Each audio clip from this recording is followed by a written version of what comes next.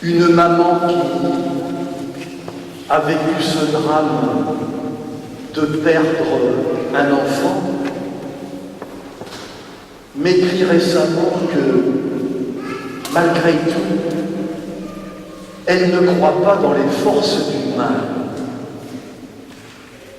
Spontanément, je suis admiratif devant une telle conviction exprimée surtout au plein cœur de son épreuve terrible.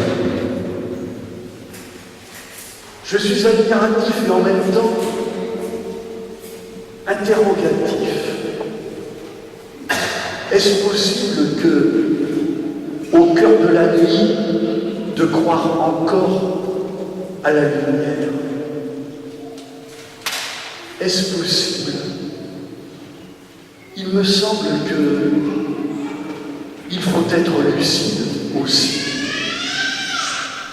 Que les forces du mal, elles existent bien, elles sont présentes, elles existent même, elles sont actives autour de nous, partout dans le monde. Elles existent, ces forces du mal, et elles s'appellent fléau, maladie qui sème la mort. Elles s'appellent aussi vengeance, volonté de dominer, comme en ce moment à Gaza ou au-dessus du ciel de l'Ukraine. Elles s'appellent aussi haine. Et nous en avons peur soudain lorsque nous les voyons s'approcher et presque s'emparer de nous, s'immiscer dans nos propres relations familiales. Elles font peur, elles existent, ces forces du mal. Je ne veux pas apparaître pessimiste à outrance, mais il se trouve que Jésus vient aujourd'hui en appui de ma vision des choses. Oui, nous dit-il dans sa parabole de l'ivraie et du bon grain. Oui, les forces du mal, ça existe. L'ivraie, elles avancent sous la forme de mauvaises herbes dans ce champ de blé du monde. Elles avancent rampantes parfois très visibles. Elles existent, ces forces du mal. Je trouve la réflexion de Jésus sur le mal intéressante. Intéressante et en même temps étonnante. On dirait que Jésus est tolérant vis-à-vis du mal. Certains diront même laxiste, puisque dans sa parabole, le maître de la moisson tempère ses ouvriers et leur déconseille même de vouloir arracher le mal, l'ivraie. Pourquoi une telle attitude? Je trouve deux explications. La première, elle est pleine de bon sens et de sagesse. Pleine de bon sens parce que ivraie et bon grain sont inextricablement mêlés. Si tu tires sur l'un, c'est l'autre que tu arraches. Autrement dit, même si le mal n'est pas à confondre avec les personnes qui le commettent, elles sont inextricablement liées. Autrement dit,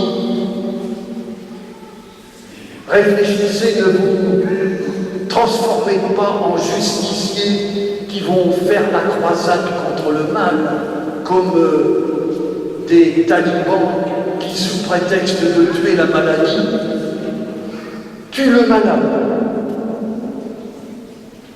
Explication de bon sens. Deuxième explication à cette retenue de Jésus vis-à-vis du mal, c'est que il croit dans l'homme, même atteint par le mal, même mauvais, au point de croire qu'il peut se transformer. J'aime bien dans le livre de la sagesse ce qu'on dit: Seigneur, tu manifestes ta force quand tu prends patience.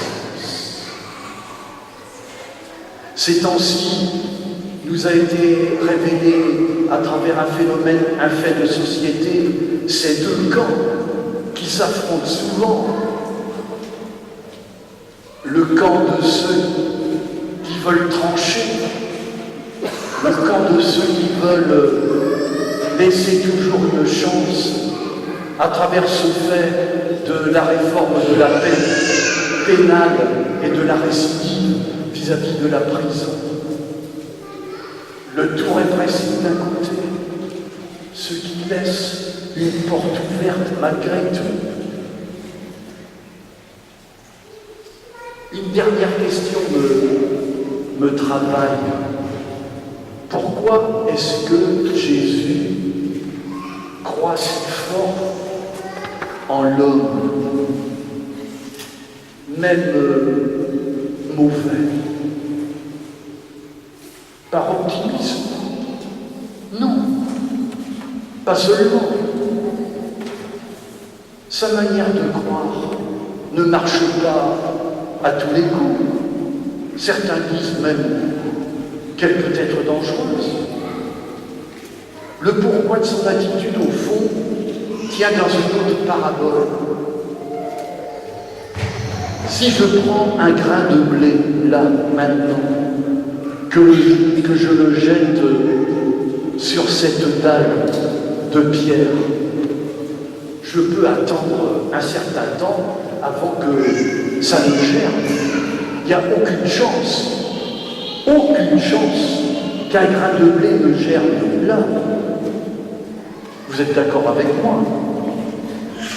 Pourtant, c'est produit une fois dans le monde cette chose incroyable qu'un grain de blé mis sous la pierre fasse craquer la pierre.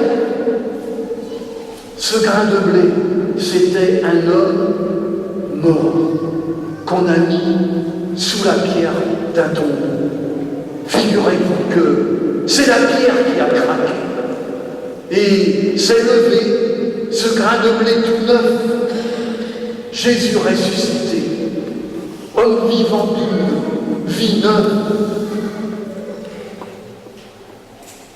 Elle nous manifeste que ce Jésus avait en lui une semence indestructible. Il nous apprend que cette semence-là, elle est aussi en nous. Je ne crois pas aux forces du mal, m'écrivait cette maman en plein deuil. Je comprends mieux ce qu'elle voulait dire. Elle ne voulait pas me dire qu'elle ignorait les forces du mal, elle en était la victime. Elle voulait me dire qu'il existe, et c'était sa foi, quelque chose en l'homme plus fort que ça.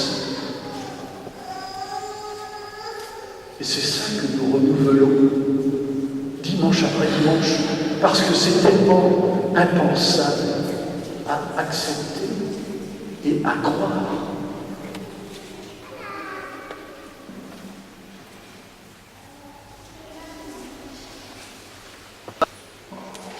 La voilà en effet, notre foi, croire en une semence en l'homme capable de faire craquer la pierre tombale. Nous la disons cette fois, la page 13.